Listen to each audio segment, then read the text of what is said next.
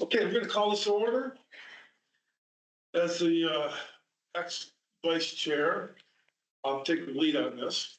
And then we'll turn it over as we go through the nomination process. So we'll call this meeting to order and start with the pledge of allegiance. Pledge of allegiance to the flag of the United States of America and to the republic for which it stands, one nation, under God, indivisible, with liberty and justice for all.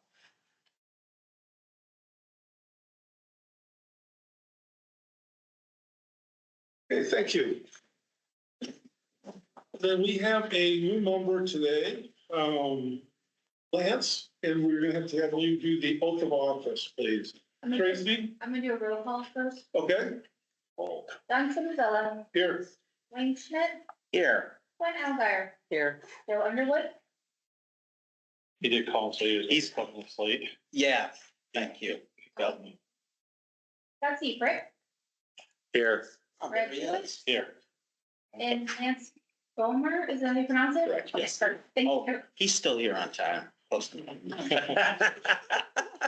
Just in time to sit here. Roll call. Hey, Joe.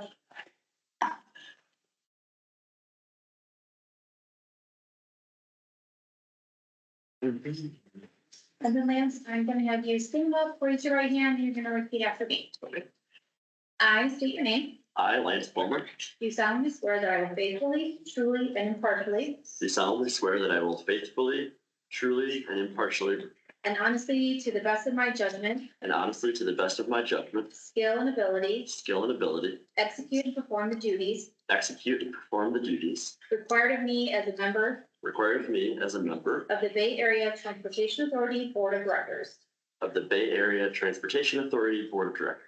And I'll just need you to sign that one for me and then turn that one in at the end of the meeting. Thank you. Welcome. Lance, welcome. Oh, thank you. He was actually doing, Doing my signing his life away. Exactly. There you go. Okay, can we get approval of the agenda, please? Motion to approve. Support. All in favor? Aye. Okay, we move forward. And now we go through election of officers and then we have open floor nominations. I can even take a lead on that. I'd like to nominate Wayne Schmidt for the chairperson role. Support. Second? We don't need a second nomination. No? No. That's why I'm not gonna be a chair, Brad. I know, Leave but it I to these politicians to deal I with just this. want to do it. It's fine, but I'm just saying you don't need it. You're right. All in favor? Aye. Any opposed? Okay. Congratulations. Jared, you can take the lead now. Oh, great. Now, I can stay right here. I'm good right here for a minute. Okay, nominations for vice chair. Mr. Chair, I'd like to nominate Joe Underwood. Okay. Any other nominations? Yes, John Somerville. All right. We have two nominations. I do forget how that works. Then you take a vote on that. Okay, do we need a roll call or? I'll do a roll call list. Yep. So we'll start with the nomination for Joe Underwood by Brad Jewett. John Somerville, No. Wayne Schmidt, Ask for me a moment. I'm just, my phone. Glenn just- Algar, Hold on. No. Sorry. Joe Underwood, Yes. Scott Seifert, Yes. Jewett, Yes. and Lance Bowman. Yes. And then back to the chair.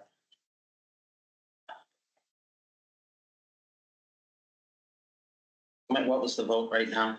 I didn't know this was gonna, so. Being the former chair, you would have thought I would have thought about this. 4-2. What? 4-2. Yeah, I'll.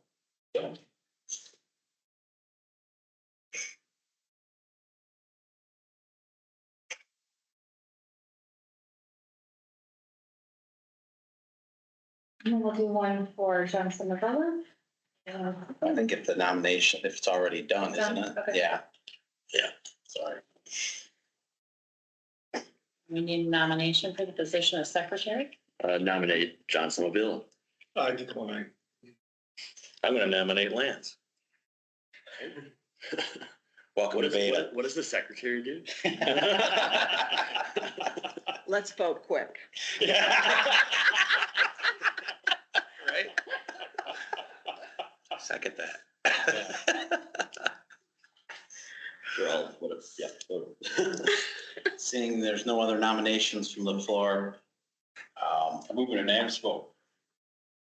Duly noted, and so be it. There we go. Fantastic. All right. Thank you, Lance. Yeah, I'll get you lunch next week, brother. All right. Next up on the agenda, we're 6.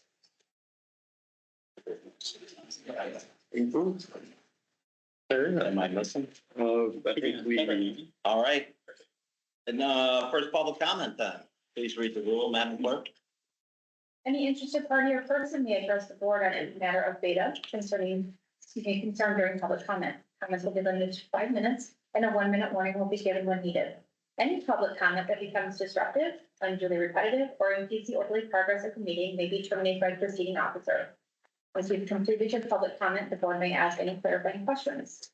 If needed, you will be assigned a member of the staff to follow up directly on any open concerns.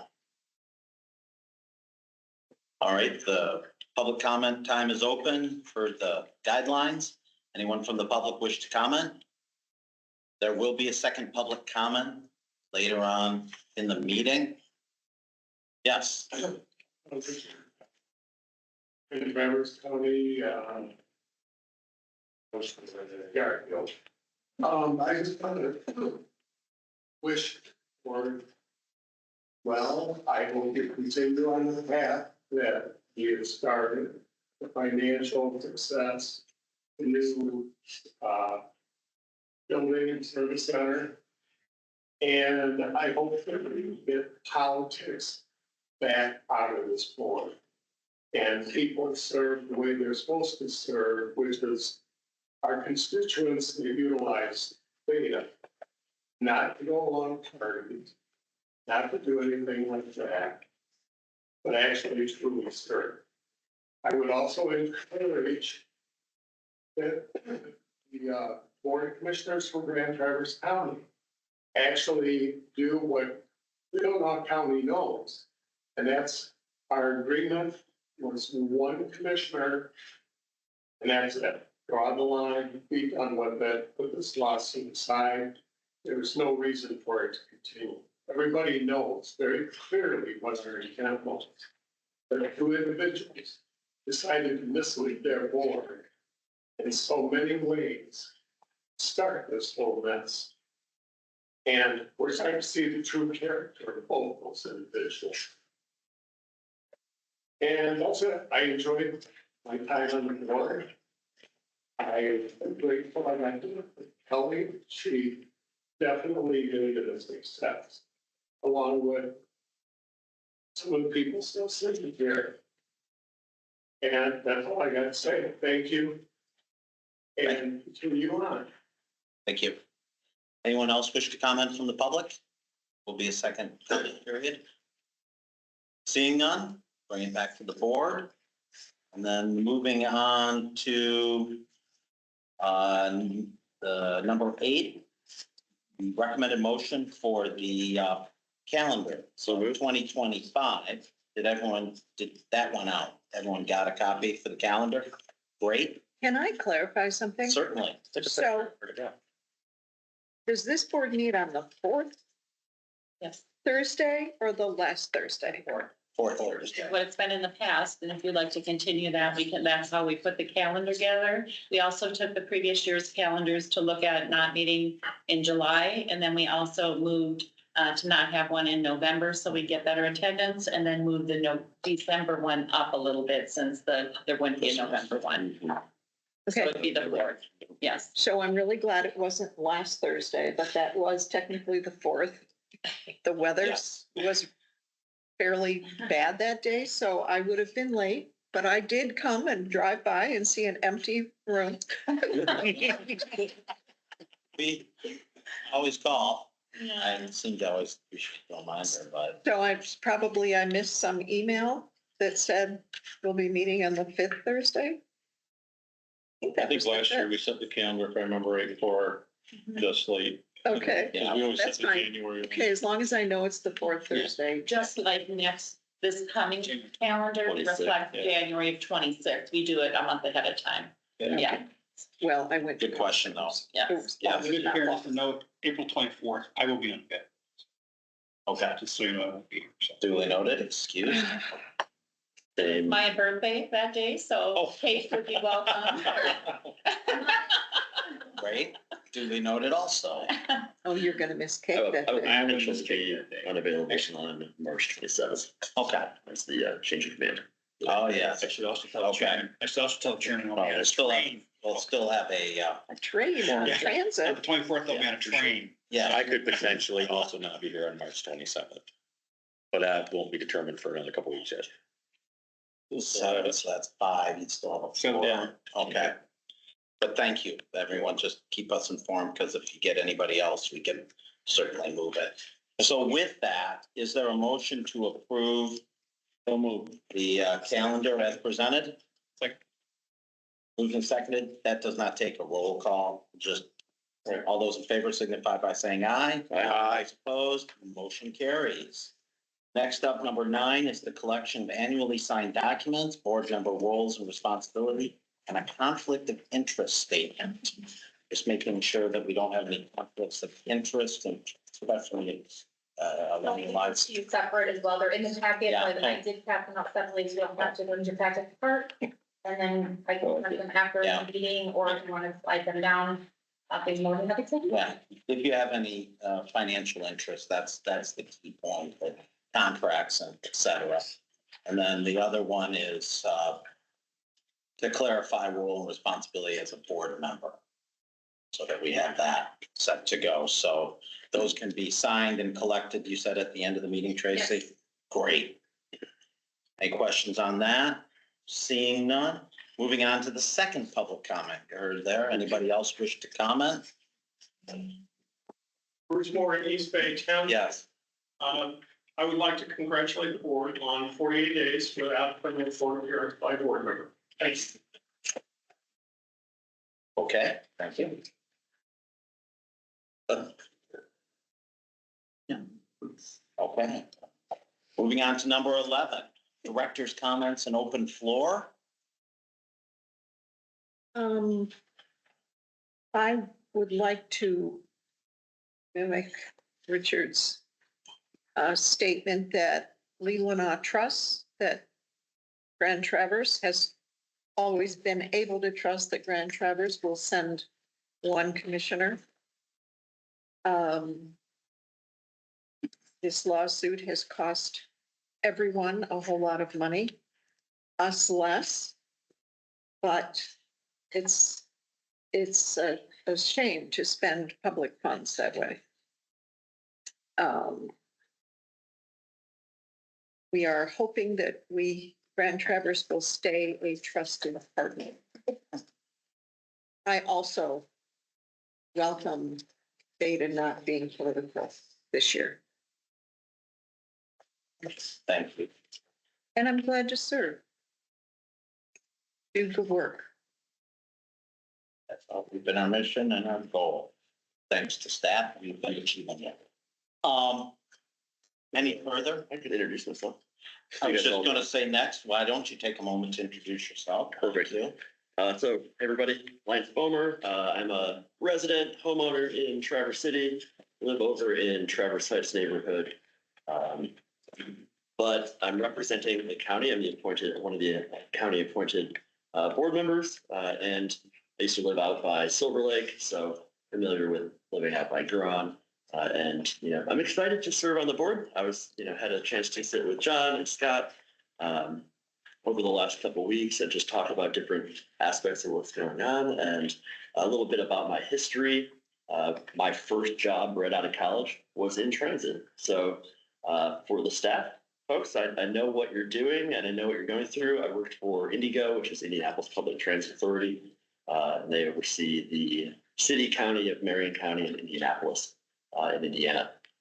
So I've got a decent understanding of what you're doing. I went to the dark side though, as they call it, and ended up working for an OEM in automotive, Subaru of America for a while. But now I run sales for a software company within the customer data AI space, specific to automotive. So I'm excited to be an advocate for getting people to places, whether it be, everyday people who just need to get to work, they need to get to the doctor, they need to get to the grocery store, or it be people visiting our wonderful city and county, and they need to, or counties, I should say, and they need to get, maybe up to Sutton's Bay, or they need to get back from Sutton's Bay after a nice bike ride, and they just want to get around during Cherry Fest. So I'm really excited to be here and help move the mission along.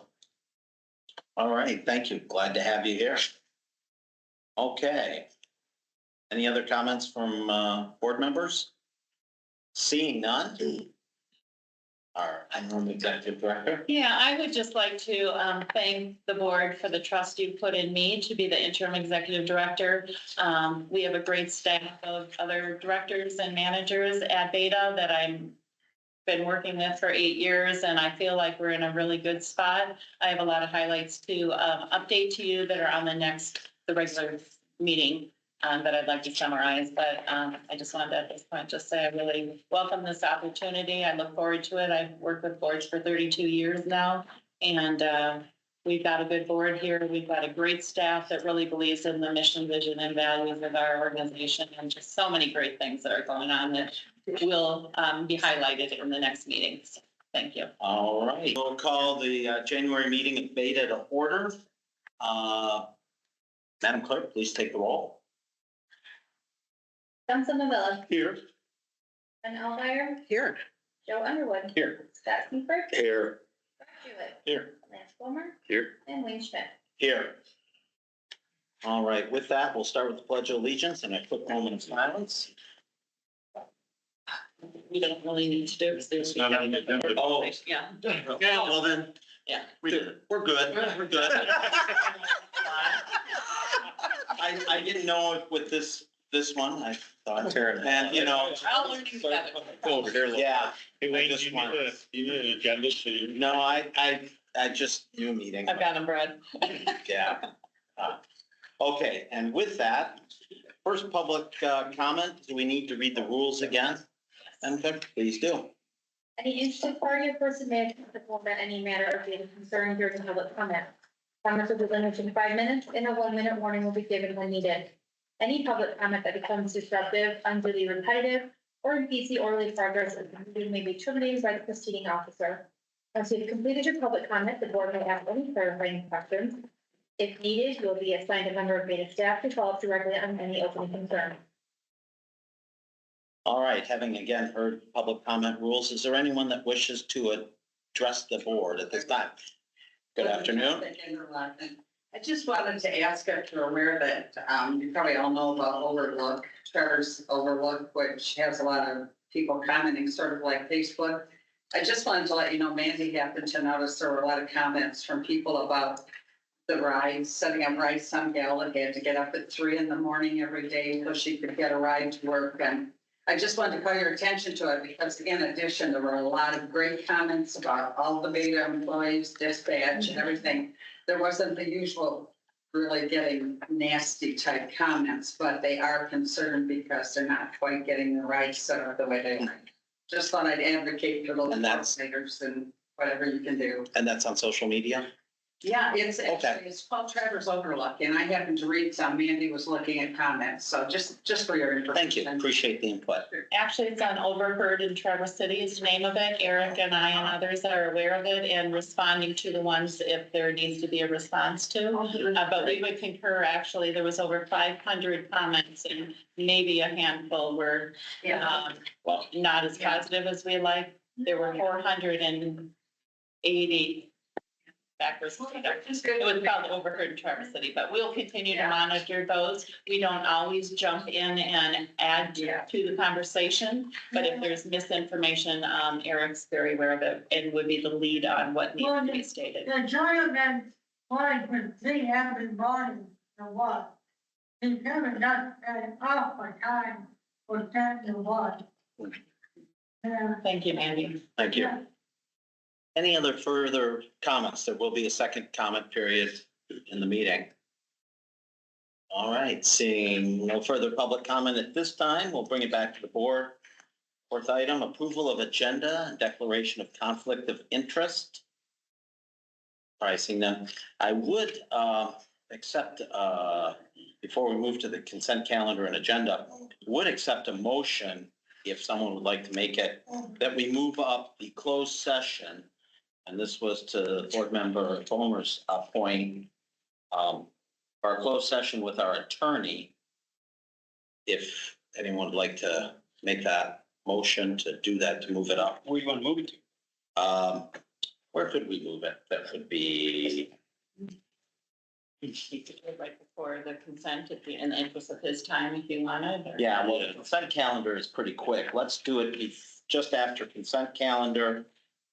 There's no updates there, right? So, Replace number 6. and replace number 6, yeah. Yeah. You make that motion? I will. Make it a 6B. Yeah, Yes. that'll work. Sorry, Jerry. Motion to move the closed session from item 14 up to 6B. All right. Second. Moved and seconded, seeing no further discussion, all those in favor signify by saying aye. Aye. Those opposed, motion carries. Thank you for doing that. All right, on to the consent calendar. I think you read that. Oh, does the clerk read it? You read that? Oh, I didn't realize, okay. Purpose of the consent. for a living. Well, no, but that's why I always have a clerk. That's like, I didn't read it, I had the clerk do it. The purpose of the consent calendar is to expedite business by grouping non-controversial items together to be dealt with in one board motion without discussion. Any board member, staff, or the public may ask that any item on the consent calendar be removed and placed elsewhere on the agenda for full discussion. Such requests will be automatically respected if an item is not removed from the consent calendar. The action noted in parentheses on the agenda is approved by a single board action adopting the consent calendar. So keep reading. Consideration of the approval of the following minutes. A, regular board meeting of December 12th, 2024. Ad hoc meeting minutes of December 12th, 2024. Consideration of accepting the following reports. C, local advisory council meetings of January 21st of 2025. Fiscal year Q1 ridership reports, fiscal year 25 Q1 turnover reports, correspondence with staff compliments, and the BATA board tracker. Any items moved from the consent calendar? Seeing anybody from the public? Seeing none, motion to approve consent calendar as amended. So moved. Second. Moved and seconded. I think that just takes a roll call. Yeah. All those, does it take a roll call? Consent calendar No, does. no roll call? Okay. All those in favor signify by saying aye. Aye. Those opposed, motion carries. Actually, it's a roll call, only Yeah. if something is removed. Oh, it is okay for Yeah. that, yeah. More money. Okay. More money, yeah, money is too. All right. Yeah. I'll get back in the swing here. Now that we've done that, moving on to going into closed session. Does the clerk read those rules in terms of what closed session is for? Do we have that? Under 14. Closed session pursuant to the Thank you. MCL 15.268B to consult with attorney regarding trial and settlement strategy in connection with pending litigation. All right, Before we do this, Mr. Chair, can I ask a question? yes, And this is a lawsuit against Grand Traverse County, correct? correct. Leelanau is not party. So, and please nobody got upset. We have one member that's a voting member on this board. It's also a voting member on that board. how does that work in closed session when you're talking about litigation? Because they're the party. You said on both boards that are suing each other. I don't know how that works. I don't know. And we've got our attorney, if you want to introduce yourself, please. Richard Cherry from Miller Johnson. Sure. And so this has been kind of an issue since the very beginning. And be quite candid, it's really hard for me to talk about trial strategy and settlement when there are basically two people or one person. One now. On both boards. And I believe it's, Me. yeah. Yeah. Okay. So, County board chairman. yeah. I'm the board chair, actually. So, now the board chair. So,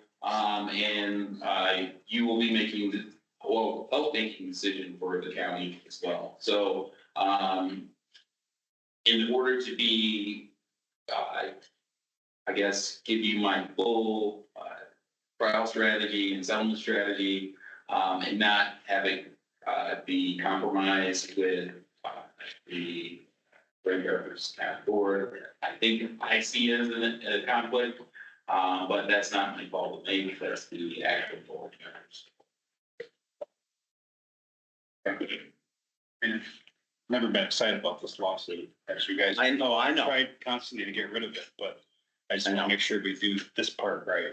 That is a question. So we are the party that sued the county. Correct. I'll defer to the chair's wisdom. I got no problem sitting out in a closed session. If you don't have a problem, that would. I do not, but as long as we're not sitting in there and, Going for the gusto and. right. Understood. Well, yeah, I think the board would appreciate that, just because. Yeah, No, absolutely. I don't want any kind of visions of impropriety on anybody's behalf. no, Especially my own.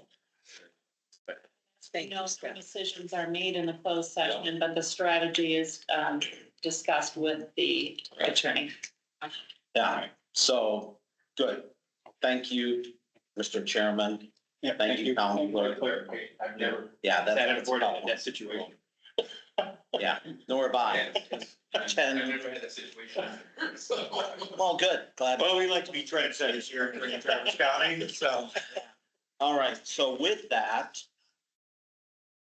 we can go into closed session, Mr. Chairman, I move. and we need to take a roll call for that closed session. That's what I thought.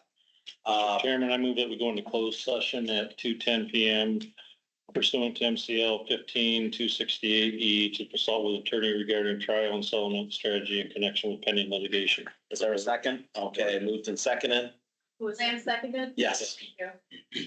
and we'll do a roll call, please. Johnson Avila, Yes. Glenn Algier, Yes. Joe Underwood, Yes. Scott Seabrook, Yes. Yes. Ken Fulmer, Yes. and Wayne Schmidt. Yes. Thank you. We'll take, give everyone a few moments. Yeah. Mr. Chair, I make a motion that we reopen our regular session at 2:57 PM. Is there, give me a second, roll call? No roll call. All those in favor signify by saying aye. Aye. Those opposed, motion carries. I'd like to apologize, Jerry. We should have had you just quickly go first. My bad. I'll take responsibility for that. So Good afternoon. we'll have him do a quick thing and then we'll do the counselor. Yep. Well, Yeah. Jerry Conte, I'm the program manager on the rep for the BATA Youth Operations Center. I work for Penny and Lund, those of you who don't know me. First, they asked me to give an update. I had reported back in September of last year that the completion of the project, close completion of the project, where we're at regarding the budget. At that point, we were saving approximately $1,024,000 on the project. And that included some added scope into the project, which was $1 million. So where we stand today is about $1,168,000 savings or its cost. That still includes added scope. Reason for the added, about $143,000 is Kristen's settled up on most of their work that they still had outstanding. We had some general requirements, some general conditions with them and back. We reduced the budget a little bit for the solar panel to receive the grant. They didn't carry 170. Carry down to 20. So overall, the project's gone well.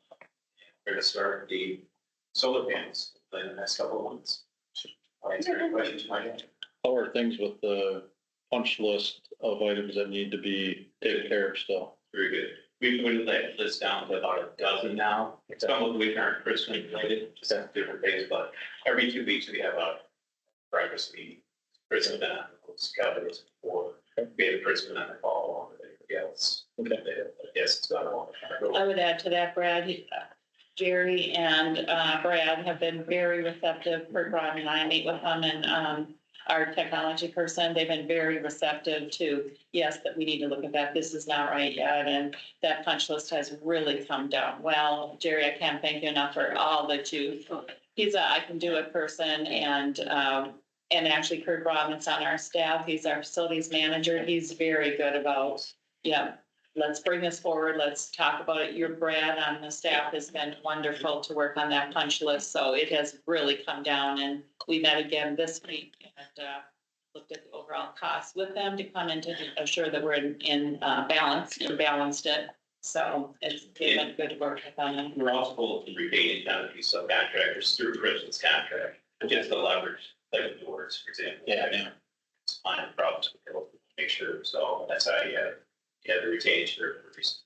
Very cool. Well, Cunningham Limp has been awesome to work with on this project and stuff. I mean, that from my experience, they've been very responsive and everything. So thank you. Yeah. The great work, probably. And again, my apologies for, thanks, Jerry.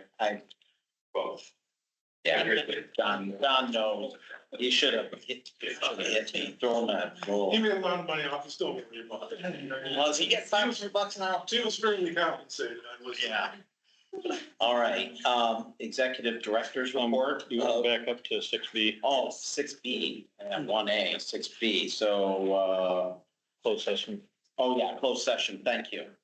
Do we want to make a motion? Yeah, we'll make a motion to, Thank you. instruct, to direct, Yeah. that is it. Motion to direct our attorney, to, Go ahead. Move forward as discussed in closed session. move forward as discussed in closed session. Yeah. There you go. Okay. Is there a second to that? Second by Underwood. Does that take a roll call? I think it does. Let's do a roll call, Madam Clerk. Might as well, since it's legal. Council Davila, Yes. Gwen Alfire, Yes. Joe Underwood, Yes.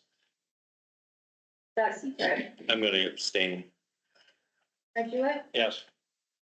and Spelman, Yes. and Wade Schmidt. Yes. Okay, that concludes what we need with legal counsel. Thank you, counselor. Appreciate it. See everybody. Thank you, right? Safe travels back downstate. Okay, now going back to 7. He'll be late. for dinner. Actually, 8. No, did Do anything you have else? the agenda? Agenda 9. Yeah, you have go on this one that's not color coded. Hey. And the right. Chairperson. Oh, yeah. No, but I was still doing executive director's report. Oh, yeah. That's right. Yeah. I got your, sorry. Yeah, I was gonna say. We, Oh, 2 pages today. So I have a report. Anyway, Okay. you should have received in the packet, I drew up a lot's been happening this past month at BATA, with our different directors. I sent you an update of that. Rather than go through them, though, there are a few that I think I would like to expand on what I wrote. First one is, that our facilities manager, myself, and, when we moved into our new facility, I thought it was a good idea to bring in my OSHA to do what's called an evaluation of our current facility. And we bring in the education arm rather than the enforcement arm of my OSHA. That took place January 9th. We waited till we got settled a little bit, got the punch list worked out a little bit, and had the education arm of MIOSHA come in. It went as good as I could imagine. I've been through a few at TCAPs. Our facilities manager has been through one, and so we were very prepared. We know a couple things that we still have to do there. We got the write-up on that, and we need to respond by February 9th. We're right on target. We have a few PPEs and a few lockout procedures that we need to write up and change. They gave us about maybe nine suggestions to make revisions to. We're well over halfway through with those. We've been meeting every 2 or 3 days together just to see where we are and keep it moving, but I'm very pleased with the results. And a couple of things that were spotted that we didn't know of, like eye wash machines. We had bought 2, but we need 2 more because of the chemicals that are in a certain room. So just wanted to give you that. It was very positive. He did a walkthrough with us, spent a couple hours with us, and very pleased with the results. And that says a lot about our facilities department. Also, just we're in the middle of a rebid right now. So once a year, we have a total rebid on all our routes. It's to look at efficiencies in our route system. And so we're working with our drivers. We posted it February 5th. We posted it and February 5th, next Wednesday, black one on Wednesday. Our drivers will be in seniority order bidding on our new shifts. So a little bit of stress with, anytime there's change with the drivers, but our operations folks did a great job of really looking at all of our bids, as well as our dispatchers looking at more efficiencies in the dispatch schedule.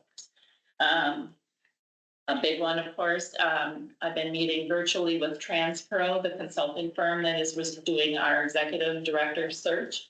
I'd say overall, it's gone a little bit slower than I would hope as far as the amount of applicants that we're getting. We began it, as you know, in December. We know that's not ideal. That's the hand we're dealt. So we began it as soon as we could in December. That's not a great time to recruit an executive director or most staff, actually. But we began it then, got all the TransPro got it out. I meet with them weekly to discuss how it's coming in. I met with them yesterday.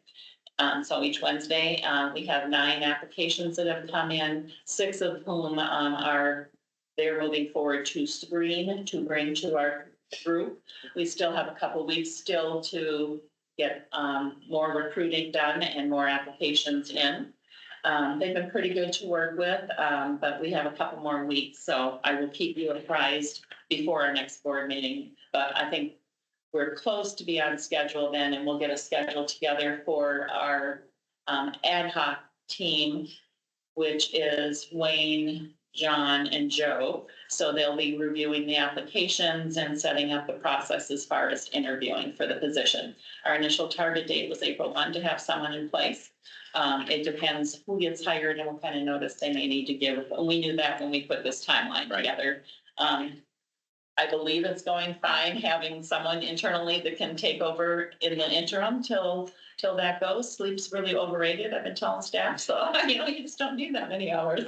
So it's going well. We have a great staff that's, helping everybody so that we don't get behind in other areas. So you have already put together, the things you're looking for. The TransPro team then is taking that criteria as they screen the initial ones. So the only 3 that were taken out were ones that had, basically, I'm a welder, but I can really learn well, kind of thing. So those 6, we're hopeful to get more though. And so we're not going to be pushed by a calendar or timeline or something like that. We want a great person in here that can resume the work that we're at. Also wanted to just give you a heads up on ESTA, the Employee Sick Time Act. Some of you are involved with that, but I've been staying on top of that as to how it might affect us. The House has made some tweaks and passed through the House as far as the original ESTA was passed. They're good tweaks. It's not comprehensive, and it's not really, in my recommendation, what we all need, but it's in the Senate right now. They have, as of this morning when I checked, they have not passed anything out of the Senate. We have been advocating on the TARA level, on our board level, as far as advocating for an extension on it or some bigger revisions. I don't believe that's gonna happen, but at least some of these tweaks will help us. How it will affect BATA, we have a negotiated agreement with our employees, with the Teamsters, that runs through September. So other entities, including smaller businesses, theirs goes into effect February 21st. Since we have a negotiated agreement with our employees through September 30th, ours would need to begin October 1. So we do have time. I'm not panicking. Where it would affect would be our fill-in drivers who currently get 40 hours of PTO and not 72. That's the big change. And then it would affect more of the operationalizing of it. There's some not good, in my opinion, not good changes in the AFTA. So, but know that we're on top of that. One of the last things would be the Northern Michigan Policy Conferences tomorrow at the Grand Traverse Resort. A few of us from BATA are going to be there, myself, Eric, and maybe Justin. So we'll be at that policy conference. It's all day at the resort. It's an annual one. And then the last thing I just wanted to report on is, the last week or two, the weather around here has been pretty crazy. Our drivers and dispatchers have been amazing. And some of this, the storm that came up Tuesday night, it hit us like at 3:00.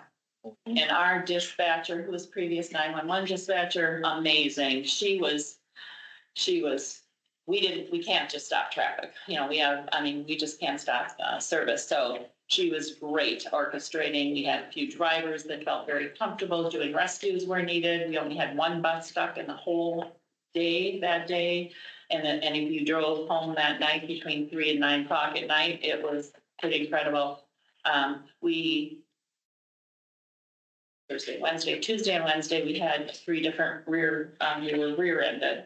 Not driver error on our part. Our buses weren't hurt. Nobody was on board, and one of the person that hit up vehicles was damaged, but the other 2 were pretty minor. But it was from really driving too fast for conditions. So amazing when you think about how many miles we put on and how bad the weather was. I can't say enough about the drivers and our operations staff. We met with all of our employees last week and just went over, walking like a penguin, and went over, careful in our driveways.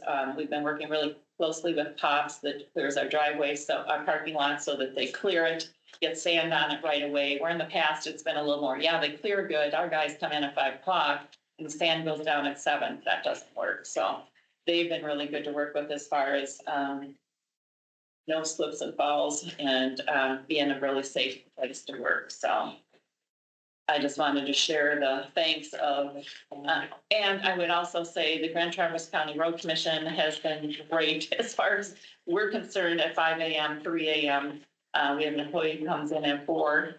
The roads have been well maintained for us, and it really is more the late day storms when they come in. So I just want to share that with you, but I'd say overall, we meet as the 3 of us directors, we meet every other week. And then we meet with all our managers every week just to keep the ball rolling on all the other big projects that we have. The other big ones you can read in here, the NTD report that Justin and Sean and Eric have put together. It's a huge amount of work, and I can't say enough for the staff. I'm very pleased. The hiring part too, the hiring is going well. We're doing well. I'm not taking the foot off gas yet because, tomorrow we could have someone fall or somebody have an illness or injury. So I'd say, you're gonna ask the question, Brad, we're at full staff is what I'd say right now. However, we don't, we probably have 2 a month, two new drivers a month that we're hiring. Any questions of me about it? I just wanted to highlight the big ones. Quite a list, Pardon me? quite a list of things. It's a lot. Yeah. It's been a busy month. And let the staff know, I think the board is very supportive, but no, good job on that. Thank you. I have shared that in the past. And they Everyone appreciate agrees it. to that. So thank you for the tour as well. That was wonderful. I got a chance to see the facilities.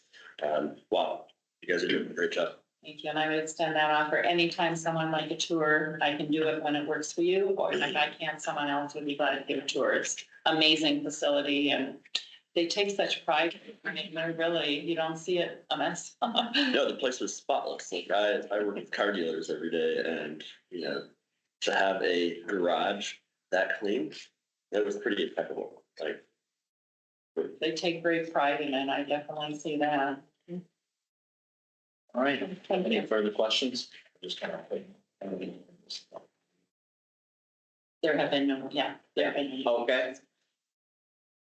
All right, I don't have much to report as the chair, so we'll go on to finance report. Justin, I got all kinds of good information. great. Just to extend on what Chris was talking about, the NTD reporting is due tomorrow and we actually certified it today. We've worked through about 22 issues, but it's the first round of a lot of reporting and a lot of changes that we see that we need to make when it comes to how we're tracking things. So in working with Sean, and on the finance side, we're gonna make some changes. That way we're tracking a lot of these things separate and how they want it reported. And then now there's no question, how close we get to that deadline and when we get these things submitted. But a lot of good there. So we were really excited to have that happen because on top of that, we have our budget that's due, we have our quarterly reporting that's due, we have a lot that's coming up. So moving on to the first part of the financials, the first quarter and the third quarter are always our lowest in terms of revenues. And so when you take a look at this, I just want you to know that second and fourth quarter for BATA is when we get our taxes in from the counties. And so those are generally like our, I don't want to say profit, but we're not at a loss. This last quarter, you'll see that we operate in a small loss. That's completely normal for this time of year. So just going forward, some of the things that I wanted to highlight, auxiliary trans revenue, that is mostly due to advertising. Wayne was in here earlier. He is selling every piece on the bus that he possibly can. And the revenue, or I'm sorry, the advertisements that you see when the buses come by, he's doing a great job with that. So we are ahead of schedule or ahead of budget there.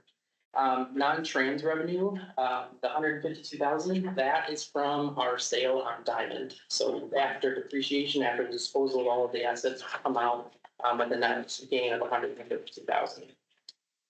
Local revenue, that's our property taxes. For whatever reason, it just seems the mail is moving extremely slow. And so we didn't get a lot of our taxes this December, but we've gotten a lot of that made up in January. So Justin, go back one real quick. Sorry. Bus washing. What's that about? bus washing, that is actually on the budget. That is not a revenue line for us. That just needs to be taken off of there. Do you want it to be a revenue line for you? I'm serious. I know a transportation company that will pay you to wash their buses. It's drive-through, right? It is drive-through, yeah. Get back to me on that. Yeah, we actually have just completed, we had some issues with the bus wash initially, and it's like a $500,000 bus wash. So we had some issues, we brought the vendor in, and the vendor missed some installation on it. That has subsequently been fixed, and I believe the bus wash now is going very well. We have trained some additional people so that they can be there early morning and be available in case there was running any issues, but we can take that, yeah. Please do. So. All right, the next one I want to highlight is other revenue. That is mostly interest. We budgeted this year for 200,000 in interest, and as you can see, we're already over that for this first quarter. Interest rates, the Feds kept those level yesterday, so we're still 4.25, 4.5, and making a lot of interest off of our investment in Michigan class. So we are going to exceed our budget there. Total revenue for December, 2,837,510, which is a little bit ahead of budget with some of those overages that we just discussed. Any questions on revenue at all?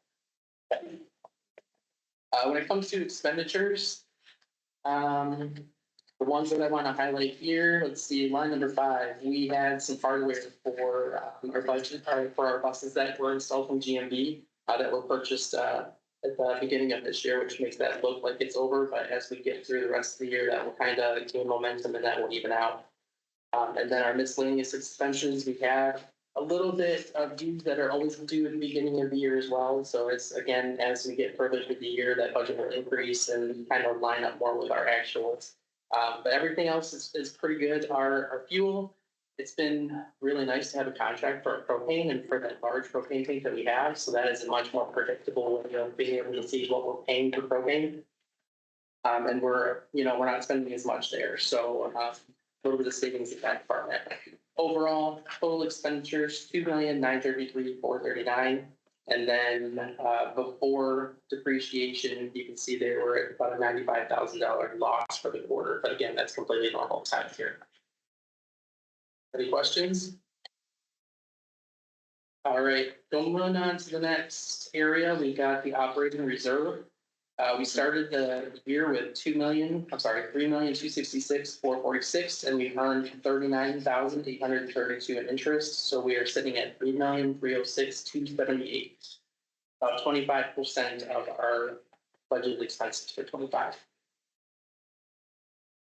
Moving on to the next one, we've got our capital reserve. I apologize that I was here for about 2 minutes last month when I left. I did not feel well.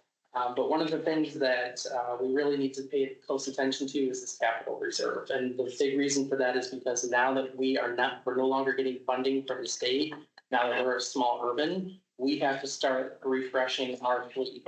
And what that looks like now is about $1.5 million a year if we want to stay up on that.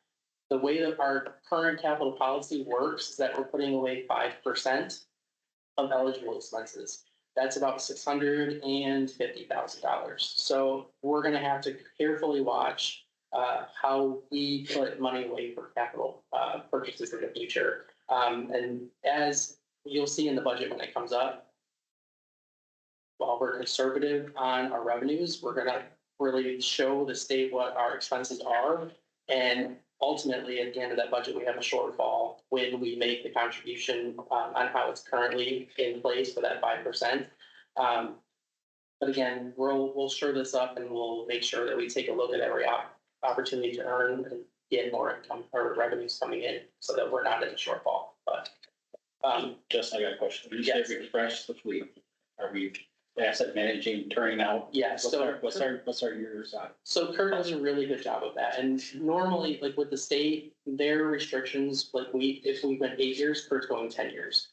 So all of the vehicles that we are refreshing out are way past the due time for when they need to go through. And the FTA, when we switch to a small urban, has even typically the government has, the federal government has more restrictions in place. They kind of make it They're asset managed through. They're a little looser on their restriction on what they want. So the 10 years that we're even currently following is within the guidelines of what the FDA is looking for. So, but yes, but Kurt is well on top of that, and 6 would be a good number for us to get refreshed every year. 6 vehicles. 6 vehicles, yeah. And when it comes to the school size buses, we're typically looking for those used. So I'm sorry, which?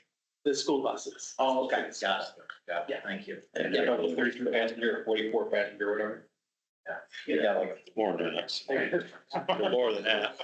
It depends on how girthy we are going together, Joe. That's gonna work.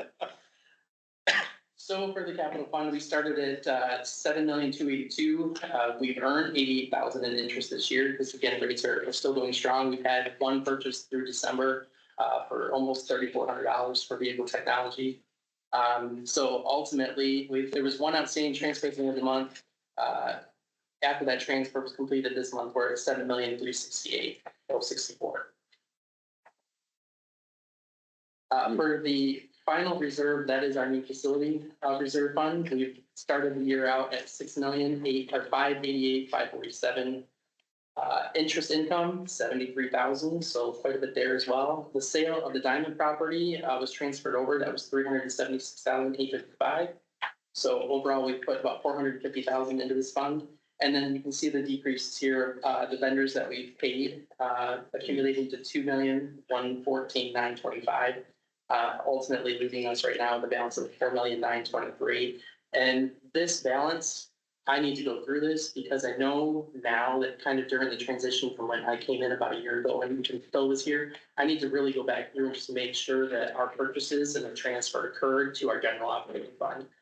My plan is to do that in February, so just want to make sure of that. Any questions on the reserve at all? So the last statement is our statement of net position. And it compares December 24 to December 23. And so there you'll see the cash that we have in our bank accounts along with our investments. Again, we got strong investments as of right now, and I try to maximize those investments as much as I can and monitor the bills that are getting paid, payroll, and transfer money as we need. So we're doing good there. I want to point out accounts receivable, that's a lot lower this year. A lot of that had to do with the housing commission receivable that we had with the project for the headquarters, so that is no longer included there. To due to state and due to federal, those amounts are positive. The big one there for federal, we don't see our final payment from federal for 24 until about February. So there's quite a bit of money that we're still expecting from the MTA. And then also that also rolls in the first quarter for 25, which we just received yesterday. So they're doing that a little bit differently. Before they would just automatically send the funds to us. Now we're having to request them ourselves. And that process, I won't go into it, but it's bizarre. So we're just glad that we're receiving funds when we're supposed to. Property tax receivable, that's a little bit high. Again, I think the mail has just been running slow for whatever reason this year, but we're getting our checks in. They came in January, so that number will come down for the next quarter. New facility obviously went up because of the new building. It's up $16 million, which makes sense. We still don't have our numbers back for the deferred outflow, which is related to our pension obligation. I'm still working with auditors. I think the last time I said something to them was earlier this week. We did a lot of work with disposal of assets with cash this year, so it's taking a little bit longer to get through some of that, but we're getting really close to having the audit finalized, which is good. So our total assets end at $58,774,964. Kind of moving along, we've got some deferred revenue, which are basically advertisements that get paid ahead of time and get spread out for the year. And again, the net pension and liability is something that we're waiting for investment on from the auditors. And then, of course, we just bring in our operating capital and new facility funds, giving you our total assigned investment in capital. Our unrestricted right now, we have about $1.7 million, bringing our total liability net position to about 58 million, of course, not our assets. So a lot of information there. Any questions? Yes. Any questions? No? All right. Being none, thank you. Moving on to old business. Do we have any? Yeah, no, we gotta make a motion to approve, yeah. Sorry. FY 25 Q1 financial reports. Support. Okay, motion and seconded. Do we need roll call for that too? No. All those in favor signify by saying aye. Aye. Those opposed, motion carries. All right. Now, moving on to old business. Is there any old business? All right. No. All right, then moving on to new business. The fiscal year 26 preliminary budget and resolution of intent.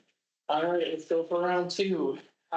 Tracy passed out a smaller sheet here for you.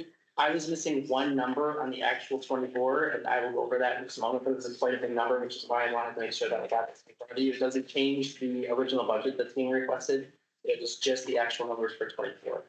And actually, I'll point it out real quick as we go through here. The yellow column on the first page, the gain on the sale of capital assets, was missing from the original.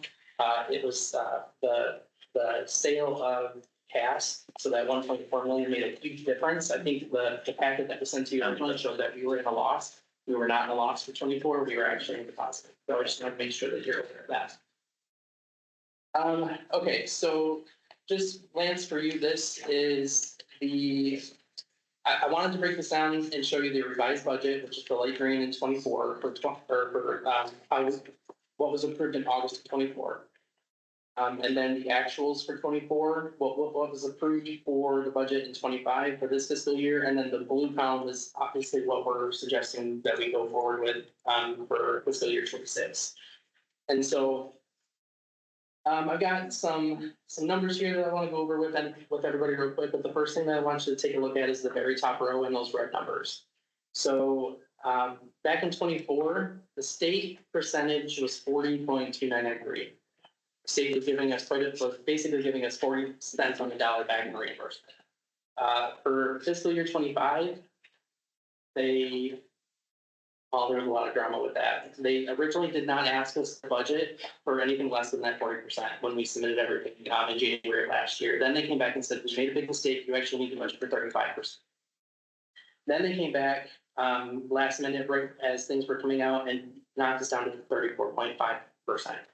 So going into this year, they actually came out with a percentage ahead of time and said, now we're going to cut it back to 30.5895%. So you can see a 10% reduction in our reimbursement over the last 2 years. And that's going to make a big impact when it comes to our state aid. But what I want to do is I just want to go through with this real quick and just kind of let you know where we're at. And then obviously, hopefully I can answer any questions that you've got afterwards. When it comes to passenger fares, our actual was almost $650,000. But when we dig down into that and look at it, we had some organizations make some large bulk purchases. Those are usually one time. So trying to look at that and take that out. When we look at the budget for this year compared to for fiscal year 26, we bumped it up a little bit. We've got the airport pilot that's coming in, so we should be earning a little bit more money there. That's why you see a small increase to fiscal year 26. Skipping down to number 2 in advertising and working with Eric and Wayne with advertising. They're, like I said, they've been knocking it out of the park when it comes to selling real estate on our buses and advertising local businesses. And so they're confident we're at 204. It's up about $50,000 from prior budgets, but we're confident that we're going to get that. So 204 is looking good for fiscal year 26. When we come down to number 3, the local revenue and taxes that we're going to have levied, property taxes have been out of control, I would say, over the last couple of years. They've been increasing in increments of 8, 9, 10, 11%. In fiscal year 26, you'll see a slight decrease. And the reason that's in there is because I want to take consideration of the rollback that we typically see, especially when property taxes are skyrocketing like they are. More than likely, we'll see with new construction and with property values, we're going to see an uptick. Going to be very conservative in this request to the state. And the reason we're doing that is because they're taking almost 4.5% of our reimbursement down. We get to revise this in August, but the biggest thing that I want everyone to know is that I want to be as conservative as this as possible and look at this as almost like our worst case scenario. While we're going to get revenue in, we're not going to overestimate it. I'd rather be really conservative with it and shore that up in August. The local contract for bullet number 4, we have a contract right now with, it used to be with Community Health, it's now with GTI. They've added additional service and our costs have gone up. And so that contract has also increased quite significantly, which is why you see the difference from 25 to 26. When you come down to state operating assistance, you're going to see quite the drop from 4.3 million down to 3.8. That, of course, is tied to our eligible expenses and that 30% that the state is talking about us budgeting for. So that's why you see the difference there. And then when you take a look at line number 6, again, that's our federal. One of the things that we're learning as we're doing the NTD reporting is that we looked at what are called state funding. That is small transit intensive city funding. When you look at what's getting reported to the FTA, we have passenger miles that were not being reported. There's 6 different buckets of money that we could be eligible for if we reported all of the information properly. When we asked MDOT what that looked like, MDOT was like, we've never heard of that. So, Shocker. yeah, so we said, okay, well, we are going to report directly to the FTA this year. Come to find out, we're getting 2 buckets of the money already, and it ends up being about $225,000 for each bucket that we get. So we, by reporting this additional data, could potentially be earning another $775,000, just depending on where we land on in those buckets. And how they basically do that is they take all of that data from every agency that reports to them, and they get an average. If you're above the average, you get the money. We don't know where we fall yet. So now that we've got that information reported to the NTD, we will be waiting on pins and needles trying to figure out what buckets we qualify for. I mean, if we qualify for at least the two that we got now, we're happy, but if we qualify for more, that's an extra bonus. So I just want everyone to be aware that yes, that number goes up because again, it's tied to our eligible expenses, so it's just a little bit of an uptick. Coming down to other revenue, knocked it down to $100,000. We're gonna be spending money out of the new facility to make changes here and any other projects that we've got going on. So we're gonna be spending that balance down as well as for new capital and bus replacement. So not really knowing where interest rates are gonna go. There's a demand for them to go down, but they're not necessarily going down. So let's again be conservative and just hope that maybe that money comes back to us. Getting down to the bottom of that, we're looking at a small reduction down to 13,015,522 for revenue overall for next year. Does anybody have any questions about how we're looking at that or how it's being calculated? Okay. The next page, we'll move on to expenditures. The first part is staff. Staff is our largest expenditure. So the way that I look at doing this is we take basically all of our routes, and that will include like the rate that just went out.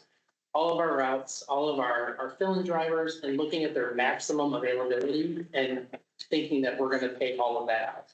So there's an uptick in expenditures there. There's also a little bit of shifting with some of our numbers because of a coding issue, but the majority of that comes from the fact that if we paid everybody out for maximum availability, that's maximizing our expenditures, and that's what we would expect to see. We've also got overtime that gets thrown in there and things like that too. So there's a little bit of wiggle room up there. The next part, we come down to other services. That's jumping up. We budgeted 731 this year, and we're up over $1 million this upcoming year. The big jump or the big portion of that is the technology that we've implemented. Going into 20, yes, sir. No, you can go ahead, when you get it Okay, done. sorry. Well, just, isn't that capitalized though? I want it to be capitalized. Why is that? It is, well, yes, but we've got also, these are licenses that we pay for. And so if they're considered a 1 year, they don't get capitalized. So as we talk So about, this $300,000 is in license fees? yes, and those are a lot of those we can cancel on an annual basis. Okay. Yeah, that was. And how many of those are gonna happen for sure? Well, once Are you Gatsby, sandbagging on that number? when or- Gatsby 96 came out, a lot of companies changed their language to 1 year Okay, because they wanted to get out of that. They didn't want to have to worry about it. yeah, So, and that was a big change and a big demand that a lot of companies were like, we really don't want to capitalize these things if we don't have to. And a lot of the language changed. So there's very few things that we have to capitalize on that side when it comes to licenses and. so there's no hardware in there at all, that's all licensing. Correct. Maybe that's a different category, you should call that or something, so it's identified a little clearer in the budget, because Okay, it looks like a Yeah, lot of, yeah, yeah. that usually, in a real company, that wouldn't fly, so. Well, a lot of this is based on too, how the state requires us to record it in that code. Okay, There's not necessarily another code that fits it. But okay, we can pull it out in our budget so that you can see what it is that we're all paying. right, that's fair, all right, thank you. No problem. And we've got some, of the technology like GMB and VIA that has been grant funded or grant paid for. That is ending in 26, the last part of it. So we're also delivering a little bit of those costs as well. We are constantly evaluating what services we have, what's working well, what's not. If there's anything that is, I want to say, I guess that we can resize down or that's redundant, yes, thank you. That we can get rid of that we no longer need. So that's a constant discussion that I know that we have with Paul a lot. So I know that we're already talking about some of that. And so we can see those costs come down as we size this up in August revision. So. The next part is utilities, of course, going to the bigger building. We weren't sure where we were going to be with that. And as we got some of the issues figured out on the punch list, we have seen an increase in utility costs, especially in the areas of gas. Now we've got a solar farm going up on the roof. And with this budget, we've increased our utilities when it comes to the gas, and I've left the utility for electricity in there. We're going to be charging buses. We're going to be generating something off of the roof, but who knows what happens this summer when we don't see the sun for 9 months, or in the winter when we don't see the sun for 9 months, we may not generate as much. And so we're going to leave all of those costs in there until we get a little bit of data from what we're generating paper once it's installed. It's kind of fluctuating year from year, so. Yeah, so we're gonna leave that in there for now. When it comes to our insurance, obviously we moved to a new building and we've expanded the fleet. One of the things that Chris mentioned in her notes was that we talked to Hub and they say it over and over again, BATA is in the top, 1% when it comes to performance. Unfortunately, they're still gonna insure us like any other transit authority and we have to pay that price. We've had conversations on what it would look like to go with a different model. And yes, that can save us money, but we don't necessarily know that that model wants us because we are considered high risk. So we've budgeted for increases and I mean, it's pretty substantial when you really think about it, but we're also working to make sure that Kurt is active in saying how many vehicles we're actually using and not putting extras in there so that we're not over-insuring, we're not overpaying at this point. But we are seeing pretty stark increases in insurance across the board. So we are budgeting for that as well. And unfortunately, a large percentage of it is due to some of the hurricanes, some of the flooding, things like that and we don't have control over, but that's what it's affecting. It's not our utilization, it's not our accidents and things like that. And everybody here probably sees the same thing and working with your insurances, but Hub's been very receptive to meeting with us and sharpening their pencil the best they can and working with the vendors that they work with to help keep our rates down. Yeah, in fact, we're meeting Monday, I think, with our workers' comp carrier again to go over our utilization and our non-factor is amazing. It's doing very well, but we have a great safety program that's helping with that, but that can go up any day also and not even related to, the utilization of data. So we're doing all the right things, but unfortunately, we're gonna still pay for everyone else's accidents because their slogan to us is pretty much, it's gonna happen to you at some point, so. It's not, yeah. No, but the insurance companies that are paying the hurricanes are putting on to us. Just a question, and also for a new board members' edification. The original budget that you prepared, here for 25 was done back in August, correct? The final revision was 25, yeah. Okay, that was all right. And then now you've received the notification of the state and the federal funding, right? So you make an adjustment. All right. So what is the difference, not revenue, what is the difference in expense from your first budget to your second budget, knowing that you have a reduction in revenue? So It doesn't look like it's going the right direction for me. right, But so a lot of this, like right now, like we're maximizing like our fuel contract. We're Okay. maximizing our people. And when we look at staff and how much we actually pay, we don't pay everyone's full availability. right, We pay less. So maxing that out gives us a little bit of cushion. The fuel gives us a little bit of cushion. We always budget for more fuel than we think we're gonna use. And as we get more information from now until August, we take all of those things into consideration, knowing now we were trying to go to more propane vehicles. Well, we're also receiving information that that's not gonna be possible. They're not making or manufacturing. We're gonna end up having to go back to gas. So that, even though we built that into the budget, that we know that we're gonna have more consumption, we'll know a little bit more when it gets closer to that but point. didn't you know that when you did the first budget though? Didn't you had those numbers back then first, right? We do, well, yeah, it's always a game of give and take, Right. so yes. So understanding that you have such a reduction in revenue coming in, did you go back to the operators and the owners of these departments and say, hey, we have X percent less coming in, you better revise your budgets? We've got, yeah. Okay, that's a step that you make, okay. Yeah. That's fair. I've been always being conservative with the revenue. It just seems like your expense went up after you knew your revenue was going down, and it just didn't jive. with Part me. of this too, and what I want you to take away, especially as you look at these bottom lines, is we're having conversations with everyone who's in an authority right now. They can't afford this cut. This cut is putting them out of business. They can't afford to continue the same programs. Our mobility management program, our DART programs are now becoming competitive. People are depending on those grants they've been receiving for the last 6-7 years. Unfortunately, they don't also increase those, but now by making them competitive, there's a potential that some agencies may not see that funding. Yeah. And so while yes, we're asking for more because we've expanded our programs and we're doing well in them. We haven't received more money over the last 6 or 7 years, but we're also prepared that if we don't get that extra funding, we'll make those adjustments. Yeah. No, I know it's a tough job. I mean, the numbers, especially the numbers. Yeah. Yeah, I mean, but it's a constant target to try to nail down, but by showing the state too that these are expenditures, the governor's come out in the last couple of weeks and said, we found $500 million that we didn't realize that we were gonna have. Okay, well, now we've got people in Lansing fighting for us and saying, okay, well, that needs to come to us, stop cutting our budget back and start giving us the money that, you know, we need to operate. And that's being screamed pretty loud across the entire state. thanks. Absolutely.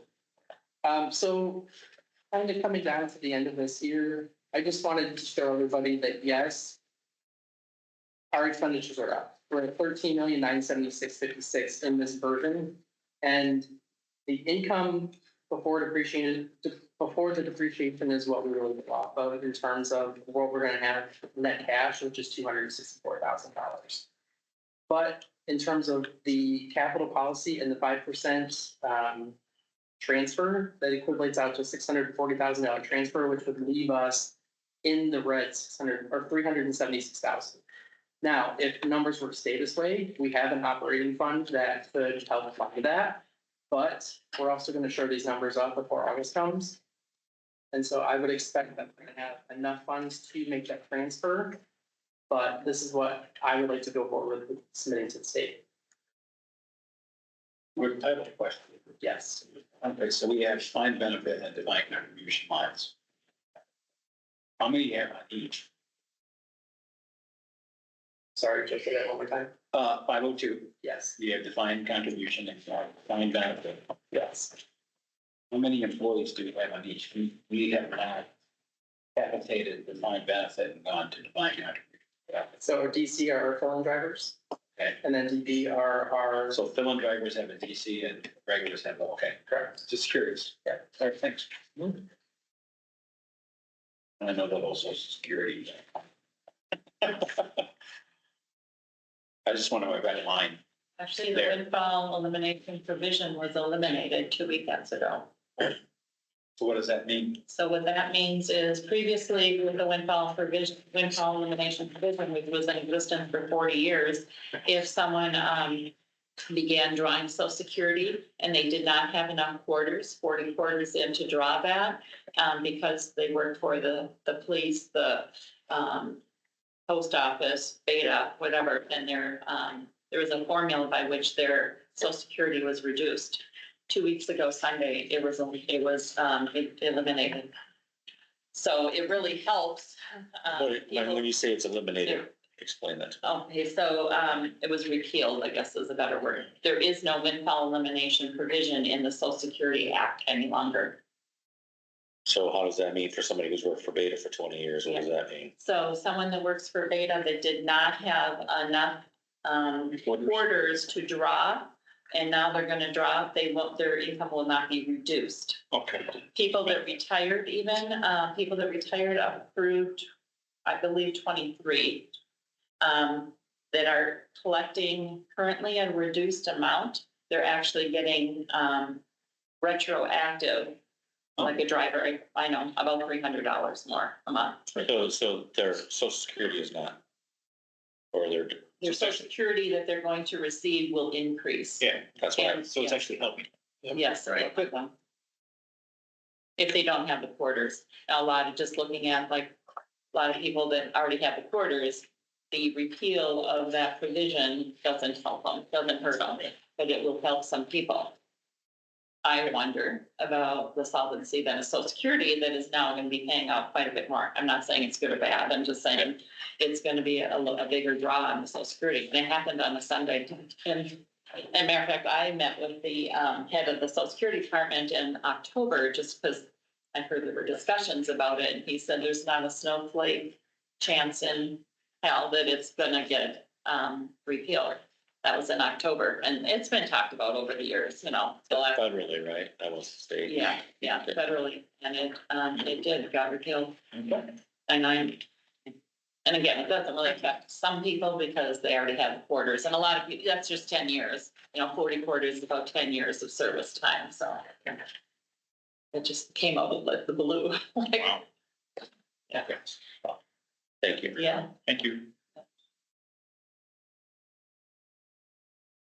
All right. 11B. No, 11A.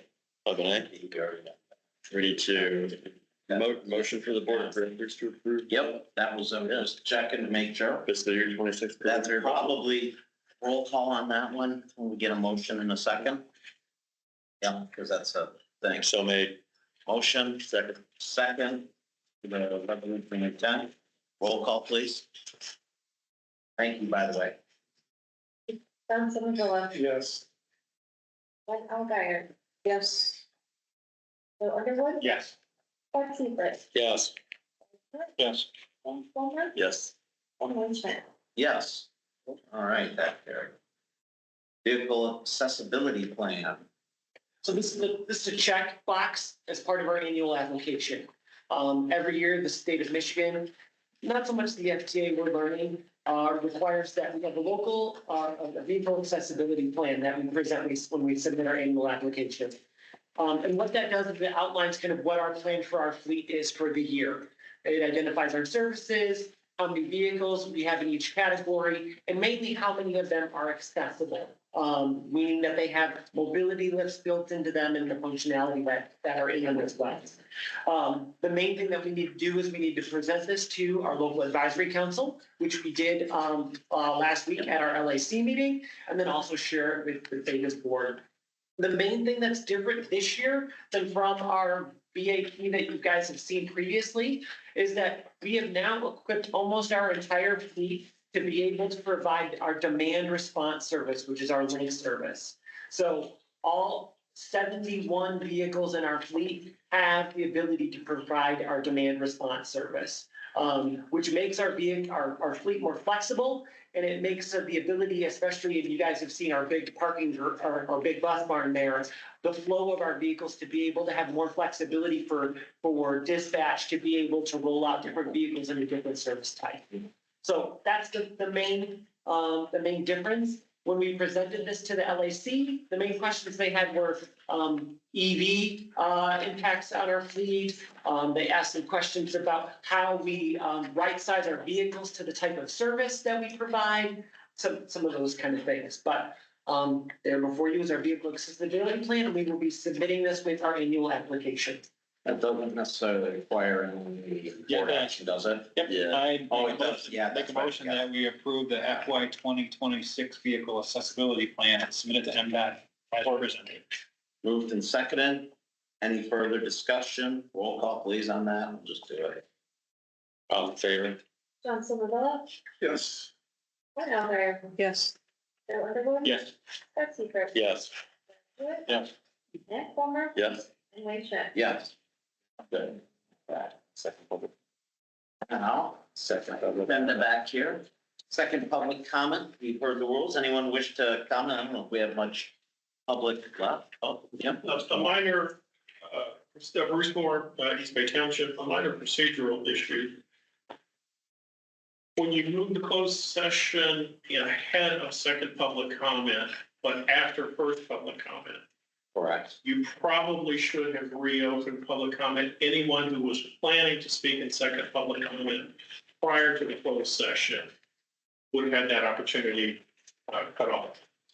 So you should have either announced the plan to change the agenda before first public comment, Okay. or then if I had felt that there was a real need to speak at that time, I would have done so. I would have Right. I would have raised an issue at the Duly time, but noted. that's a minor procedural change that you should consider for future closed sessions. I don't think we'll do that. With respect to the ongoing litigation, one aspect that does need to be looked at is that Grand Traverse County really started off with Grand Traverse County objecting to potential change in the structure of the Beta Board where one member was elected by the Beta Board. I find that objection a little bit strange in that the NRAA actually has a similar structure in that the out-county representative is elected by the board, as I understand it. So there are two cases where the same structure is proposed and in use. Grand Traverse objected to one. That's something that really needs to be looked at in terms of how this litigation goes forward. And honestly, this is something that it strikes me as a stupid intergovernmental argument. I understand why Beta has taken the actions that you did, because honestly, Grand Traverse County was a bad faith partner in how they assigned people to the Beta Board. The interview process a year ago was a sham. And it was a 5-4 vote where Mr. Jewett cast the deciding vote in what is fairly clear conflict of interest. Given that the Grand Traverse County appointment policy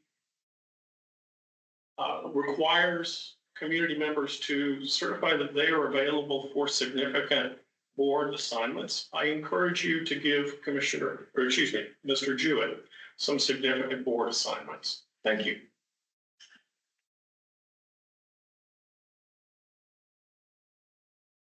Thank you. Any further public comment? All right, seeing none. Bring it back to the board, director's comments and or open floor. Motion to adjourn. Done. What